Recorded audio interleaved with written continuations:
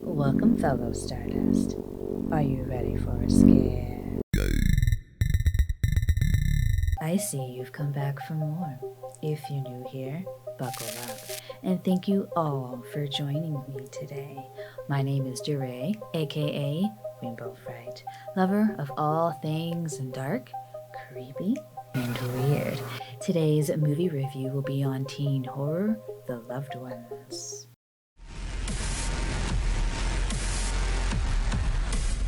What are you looking at? This month's subscriber request comes from Just Doing Nails, a huge supporter of my channel. You'll find the link for her channel down in the description, so if you're looking for some creative, easy nail design ideas, check out her channel. Her videos are so professionally put together, and watching them feels like I'm chilling with a friend while learning something new. Thank you, JD Yin, for your request and for your continued support. Alright, so the plot of this film is pretty straightforward. We have a teenage boy, Brent, who was asked to prom by a seemingly quiet, shy girl named Lola, aka Princess, who he politely declines because he's going to the dance with his girlfriend, Holly. Unwilling to take no for an answer, Lola has her father, who we only know as Daddy, kidnap Brent so he can attend Lola's private dance party at their home. Once Brent comes to, he realizes that he's tied to a chair, and the much anticipated torture ensues. The trio is accompanied by Princess's mother, Bright Eyes, who was obviously being kept there against her will. We eventually learn that aside from her mother, Daddy and Princess have accumulated many victims. We get some amazing performances from everyone, especially Robin Levy, Xavier Samuels, and Robert Brumpton.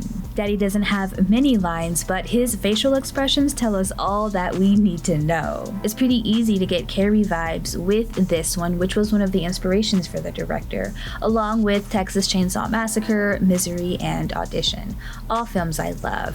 As his feature debut, Sean Byrne did do a really good job with creating a bleak environment. With the cinematography and the various camera angles, he really conveyed a sense of realism. People like Daddy and Princess actually exist in the real world, and so we get this glimpse into the home of these types of psychopaths. One example of such a person is Jeffrey Dahmer, who Robin was told to research for her role of Lola. Like Dahmer, Lola performs lobotomies on her victims, but instead of pouring acid into the newly drilled hole, Lola pours boiling water into her victims' skulls in order to further immobilize them. Princess is completely unhinged, and at one point I began to wonder if these brutal acts of violence were Daddy's idea or hers. Did he turn her into a savage killer, or did she turn him into her obedient accomplice? I also questioned if Bright Eyes was her biological mother. If she was, then obviously Daddy was the one who passed on his love for capturing and lobotomizing unsuspecting victims. If you're one of those folks who is over movies having a message or a life lesson, then you'll have a good time with this one. I can go either way. Sure, I like just having a good old time watching a movie, but I also like having a good time with a little bit of social commentary in there from time to time. With The Loved Ones, there really isn't anything to take away.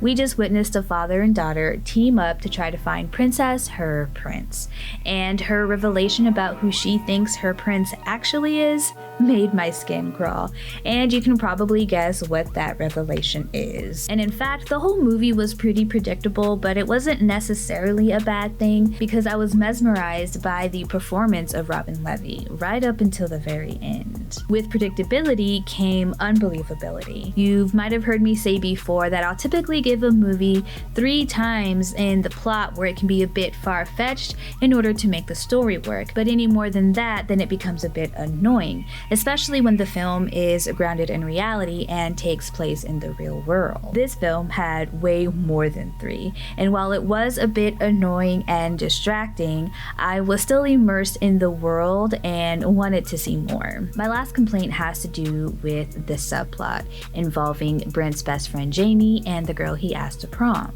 Mia. I was waiting for these two stories to somehow come together, but they never did. And sure, we get the revelation as to why Mia is depressed, but that revelation didn't move the story forward. It only emphasized what we had learned before, that Brent wasn't his captor's first victim. By the end of the film, I was kind of let down that we had spent so much time on Jamie and Mia when we could have gotten even more from the party happening at Lola's house. And for a torture film, we don't get much blood and gore, but I cringed when I was supposed to cringe, and the imagery was enough to satiate my thirst. The Loved Ones earns 3.5 rainbow skulls out of 5. And thank you again, JDN, for your request. And a reminder, I have only 3 more subscriber requests to do before I transition into only doing patron requests. So if you have a movie that you'd like for me to review, head on over to my Patreon page and register. You'll also get other perks like your name in the credits, access to extra content, and access to my Discord server, as well as many other perks. So check that out if you're interested. Well, thank you again for joining me today, fellow Stardust. I appreciate you being here with me. As you might have noticed, I haven't uploaded the last 2 Fridays, which will continue throughout the rest of November and December. However, I did want to make sure that I got my subscriber requests out for November and December. I'll be using this year's holiday season to get reorganized, plan for 2023, and put out some shorts. The second week in January will mark my 2 years on YouTube, so I want to come back in 2023 with a bang. So in the meantime, keep an eye out for those shorts and follow me on my socials.